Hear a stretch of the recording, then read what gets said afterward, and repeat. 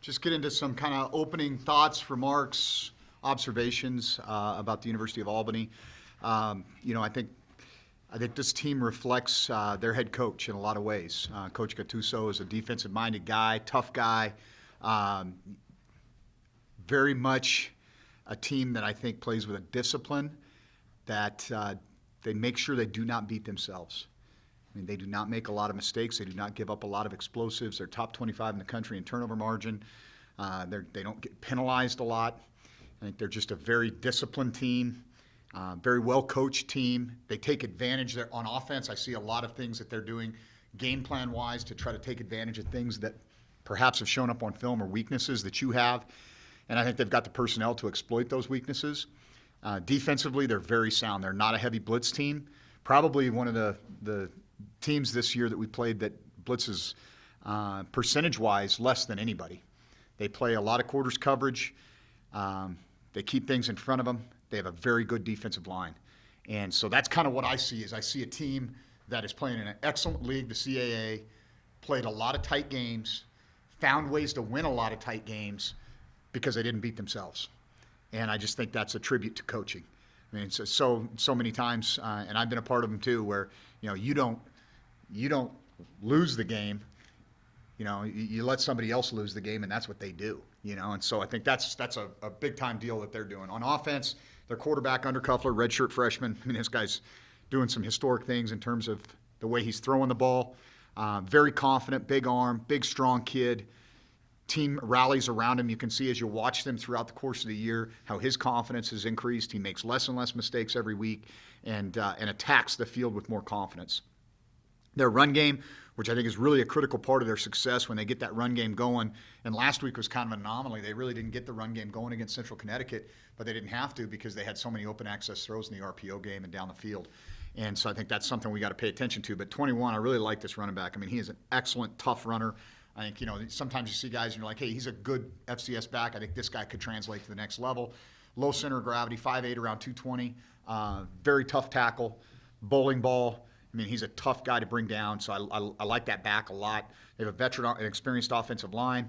Number 11 has 70 receptions and is a legitimate deep threat, but number 4 is special, I think. You look at a guy who's got 16 touchdown receptions. It doesn't matter if he's double covered, he's not covered, because Undercuffler has trust and confidence in this kid, and he will go get it. He is a dude. 80 receptions, 16 TDs. I don't care if you're playing Pop Warner. I mean, that's pretty impressive.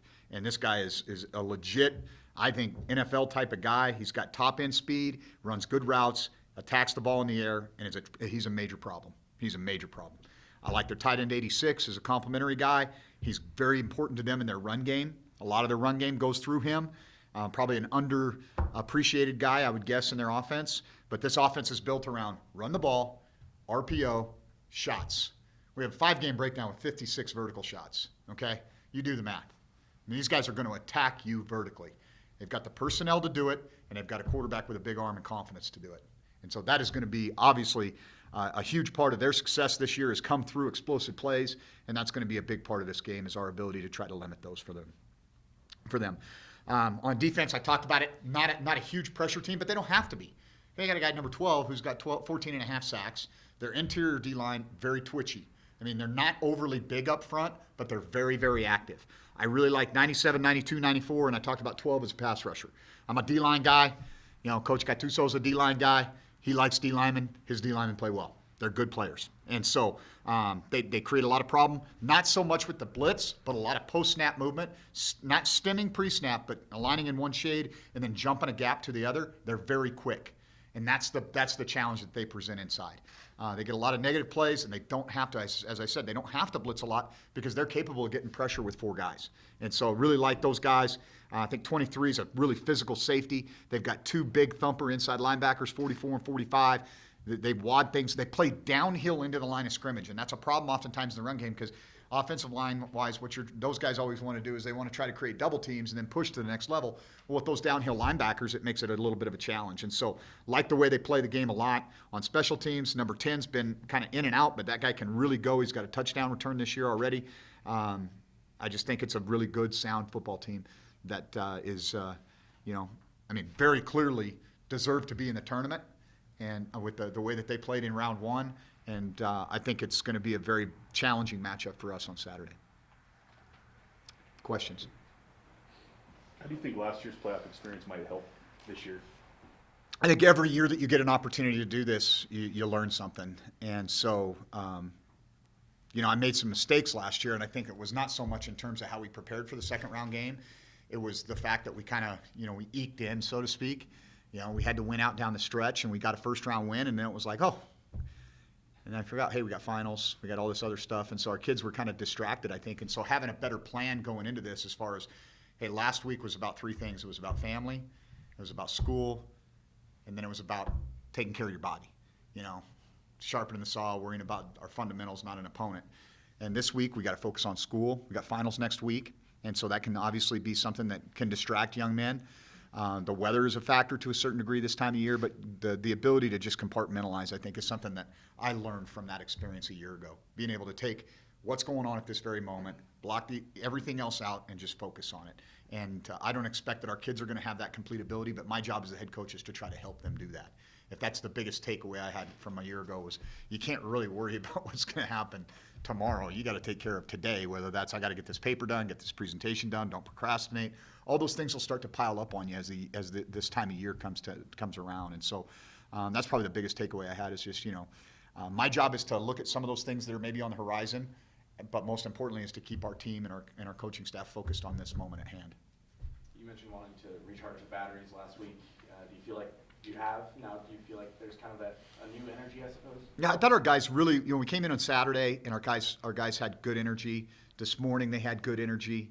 And so, now it's all about preparation. It's all about digging in on the opponent, making sure that, we can go play fast. I think there's a tendency sometimes to, you're in the playoffs and it's, it's the second season and you need to reinvent yourself. And I think that's something you got to guard against. You don't want to all of a sudden put too much in for an opponent and not be able to go operate at a high level. And so really right now this is about us, finding out how we can best attack this team and do it in a way that's not going to require too much thinking for our guys, so we can go play fast. Underclough is a guy who just shattered a school record, throwing 6 touchdowns last week in that win. So, what's the key to stopping the momentum that he's riding? Well, yeah, I think there were some open access throws that he operated very well. And I would say this. I would say their coaching staff, I feel like, did a tremendous job of adjusting to how they were being played defensively and attacking Central Connecticut in the second half. So what does that tell you? They're good. They know what they're doing. They know how to operate. They're going to have eyes in the sky, and if you're going to consistently play them in a certain fashion, they're going to take advantage of it, because you give one-on-one opportunities to number 4, he's going to find him, and they're going to make you pay, because they're going to take enough shots, obviously, down the field that the law of averages catches up. And so I think critically for us is to not give them any one look. It's almost the same story all over again, right? With these quarterbacks that are playing at a high level, you can't just sit in one coverage. You can't just play one leverage. You can't let them know what's coming, because they're gonna exploit you. You talk about the transition and the challenges of playing a team that you've never played, that has no like opponents. Do you go into the coaching well? Do you find any resources to kind of get some background on a team like this? We talk about those challenges. Yeah, if I had the ability to, I would. I just don't. I'm not connected. I know this is going to sound crazy. I've never been to the state of New York. Most of the guys that play for Albany have probably never been to the state of Montana. So there's not a lot of crossover, and I think if it was a team from the Southeast, I could reach out to some of my connections down there, team from the Midwest, team from the West. But there's certainly not a lot of familiarity, but I do think stylistically there's some similarity. And so I think that, you are who you are on film after, 13 games is what we've got to look at on them. And so it's, it's going to come down to nothing that somebody tells you about their style or any of those types of things is probably going to have a huge impact on our preparation. We got to just look at what we see on film, do what we do, and I'm sure they feel the same way. So I think it's always good to be able to exchange information. The coaches hotline in the Big Sky Conference is always comical to me. The longer guys are in this league, the more they know each other, because it's a very homogeneous league. A lot of guys stay in this league for a long time. So during the course of a week, especially because you have this unbalanced schedule now, so if you're not playing a team, they'll be more willing to exchange ideas with you and information. And so we don't get that same kind of hotline between Albany and Bozeman right now. You mentioned they've got to make the trip here. They played in front of, I think, 1,600 at their stadium last week, coming here to Bobcat Stadium. How do you feel? Elevation, all that playing in factor? I mean, I don't know how anybody else feels about it, but I think all that stuff's overblown. I mean, I do. I think you're going to be here for less than 24 hours. I mean, I guess they're getting here on Thursday, so maybe a whopping 36 hours. I don't think that's time for your body to get all jacked up on the elevation thing. So, I'm sure that's something that they can think about. But, we played at elevation, and I didn't pass out in 7,000 feet or whatever it was in Flagstaff a couple years ago. And so, I think that's kind of one of those things. This is about the two teams between the white lines. This isn't about the elevation, the crowd, all that kind of stuff. This team has played in good environments. I mean, they played at Richmond, they played at Delaware, they played at Central Michigan, they played in bigger environments, and I think that this obviously we're hoping for a huge crowd. I mean, that's the biggest thing I'd say. Our students are still here. They don't have to pay for tickets because we've got all these awesome people in this community that are willing to step up and allow them to enjoy cheering for their home team one more time. And I tell you what, man, it makes an impact. I know that having those guys packed into the Sonny Holland end zone is an important thing for our guys. We feed off of their energy, and I know how important this program is to this community. And so we're excited to see if we can get a great crowd to support our guys. And certainly a home field is it's better than us having to go there. I would say that. And so, the committee felt like we deserved an opportunity to host a game, and we're appreciative of that. And now we got to back it up. I'll say after the North Dakota game, you made a logistic change with Coach Miller and Coach Armstrong being together on the sideline. How do you think that's paid off? Yeah, I think that's always something you've got to examine. And hopefully you don't get to a crisis point where we've got to really do something to shake things up. And I felt like we weren't probably quite there, but there was definitely a change that needed to take place. I didn't feel like the synergy between those two was as good as it was a year ago. And I think that the change has really been good. And I give credit to, we put Eric Frazier up the first week, and then we brought him down and put Denarius up because there's a few less moving parts in terms of our substitutions with the running backs than there is with the wide receivers. And I think he and Nate Potter have really kind of grown into their role upstairs in terms of being able to help Matt and Brian and Nate are, they're connected at the hip anyway in the run game preparation, and for those guys to be able to kind of communicate during the course of the game, what are the fronts, what are the blitzes that are giving us problems, how can we attack those? That's been a really good team, and I think Denarius, with his quarterback background, being able to kind of give Matt some suggestions has been helpful as well. So I think we kind of found what works for us at this point. I know Matt, big picture, I think the offensive guy for the most part wants to be upstairs where they can see the big picture, but I think he's done a really nice job. What do you think Josh Hill has brought to the offense, especially later on in the season? Experience, leadership, production. I mean, probably those three words would come to mind immediately if you asked me about him. I think toughness almost goes without being said because of all the things that he's been through physically. But he's just a really smart football player. I mean, he studies the game, and some people don't have Josh. I'm not saying Josh doesn't spend hours on end doing this, but some people don't have to. They see it once or twice and they know it. And I worked for a guy one time and he was talking about we'd get angry about this one player. I won't mention his name because most people would probably know who this person was. That he's never in here studying film and he doesn't set an example for the other guys, but all he does is just go out and play at a really elite level. And the coach looks at him and says, "Hey, the great ones just know." And you kind of have some of that with Josh. He just kind of innately understands this game. Seems like number 12 on the edge, they do a lot to kind of get you in one-on-one situations. You dealt with a little bit of that with Obina at Sac State. Do you see any similarities, and how do you kind of mitigate a guy like him? He's longer and I think faster than Obina is. Not as big, but if you get in third and extra long and this guy gets one-on-one with a tackle, it's going to be a problem.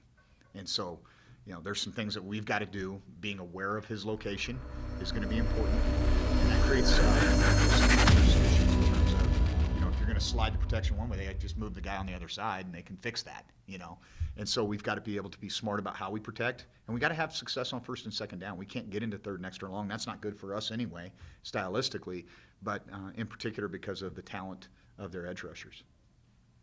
And how important are those negative plays to them? It seems like with some of that base stuff and not a lot of blitzing, it's all about negative plays. Yeah, they're not a team that leverages blocks up front. I mean, they're not going to try to strike you and create knockoff. Not that they don't do that periodically, but they're going to jump a lot of gaps. And that's kind of, instead of blitzing, they play very aggressive with their interior defensive linemen, and that allows them to, create some creases and get some negative plays. And they do a really nice job. I mean, it's a very good team. It's a very good team. Stylistically, it seems like a team from the East Coast may be a little bit different than a lot of the teams you play on the West Coast. Do you see stylistically, in the overall breadth of the team, a difference Yeah. coast to coast? Maybe the one thing that stands out to me, and this doesn't necessarily have anything with the East Coast, West Coast, or anything like that, but maybe just by league, is how wide open this league is. I mean, we're one of the best defenses in this league. God's talking, so don't worry about it. This is every day of my life. That's why we're glad to be getting a new facility. It's just snow coming off the roof, ladies and gentlemen. Don't worry about a thing. Getting back to the question, which I can't remember now, to be honest with you. West Coast football, it seems so different. I mean, their running back seems like a guy that. Oh, yeah, I got you. Wide open West Coast. No, I hear you. So we were talking about the league thing is interesting to me. So like in the Big Sky Conference, I think we're one of the better defenses in the Big Sky Conference. We're like 39th in the country in total defense. Okay, offensively, we're middle of the pack. We're like 20th in the country in total offense, which I would have never guessed. I didn't even. The only reason I did that is because I did a comparison of us, just our national rankings to Central Connecticut and Albany in the off week. And because obviously you can't look at league stats and go, okay, this is who this team is. You almost have to take this national approach. So what that tells me is like the Big Sky is clearly one of the more wide open conferences in the country in terms of the offense. I mean, I think Eastern led the nation in total offense and didn't even make the playoffs. I mean, so it's a crazy way to look at it. And I think I think that just speaks to, the spirit of the West, I guess. We're a little less conservative, a little bit more wide open and all that kind of stuff. But, I think the one thing I know is their style travels. They run the ball, they play good defense, they don't turn it over, they don't penalize themselves. That to me is why they're a second-round playoff team with the opportunity to keep playing because, all this stuff that we just talked about, plus they got good players. And I think they've done, you got to tip your hat to this group. I mean, this is a team that was picked, I think, preseason last in their league. I don't know how many games they won a year ago, but it wasn't many. And here they've been able to flip the script and really they have a good group of seniors. But this freshman quarterback has come in and really changed the confidence of this team on offense and their ability to kind of stay in any game because he can throw the ball 70 yards to number 4 like that and changes everything. So I don't know if I answered your question, but we'll go from there. You talked about not wanting to reinvent yourself. Just how happy have you been that you've been able to, keep running the ball and do that, and that it's paid off for you, especially the last few weeks of the season? Yeah, in this time of year, there's a lot of coaches that probably sit there and go, gosh, I wish I would have done this or I wish I wouldn't have done that. But I'm never going to look back and say, I wasn't who I am. I mean, I'm not going to have any regrets about this is what I believe football's supposed to be, and this is how we're going to play football in Montana State. And if it doesn't go my way or our way, and, I become one of the cast of thousands that, gets the call on Black Sunday or Black Monday, I can live with it. But I'm not going to try to be something I'm not. And so, I think that's kind of the way it is nowadays. You guys have been so good with your backs against the wall the last 3 years in November, especially this season. Now you're a team that's favored with a home game in the playoffs. How do you think that differs from the last couple of years? How do you hope to seize that? I hope that we approach this game exactly like we have our backs to the wall because we do. I mean, it's win or go home, playoff football. We're not playing in the, whatever bowl game that we've had a month to prepare for and trying to figure out if some of our kids are, got one foot out the door. I just hope our kids are still hungry, which I think they are. I think the energy they had this morning showed that, and I think we're excited to be able to play some more football. Bryce, just kind of how has he progressed since he came over from Washington?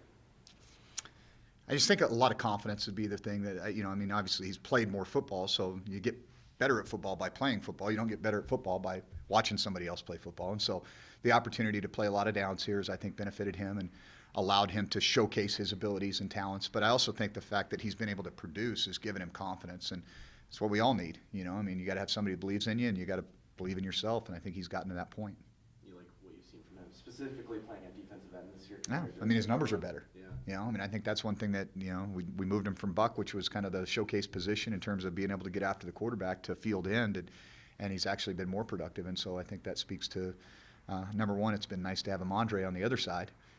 But I think the other guy that made a sacrifice to do that, whose numbers probably went down, was Derek Marks.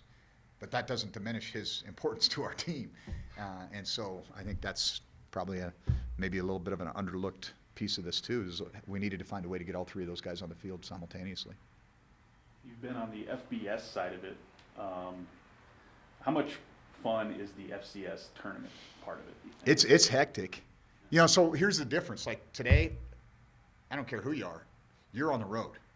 I mean, if you guys follow Twitter, everybody had their home visit pictures last night. Well, that's round one of the home visits, right? So that's what you're doing right now. If you're in bowl prep as an FBS coach, the Sunday after Thanksgiving, you hit the road, and you're doing home visits. And you usually get back on Wednesday night, and or Thursday, depending on your schedule, how far out your bowl prep is. If you're playing a New Year's Six bowl, it's a little different than when you're playing a Christmas bowl because you're compressed.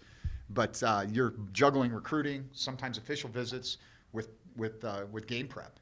And here it's like, you're in season mode. You're just, keep grinding, and this is what we do on Monday, this is what we do on Tuesday. We still got to be able to juggle the recruiting piece and make sure that we're kind of protecting our turf because everybody's out.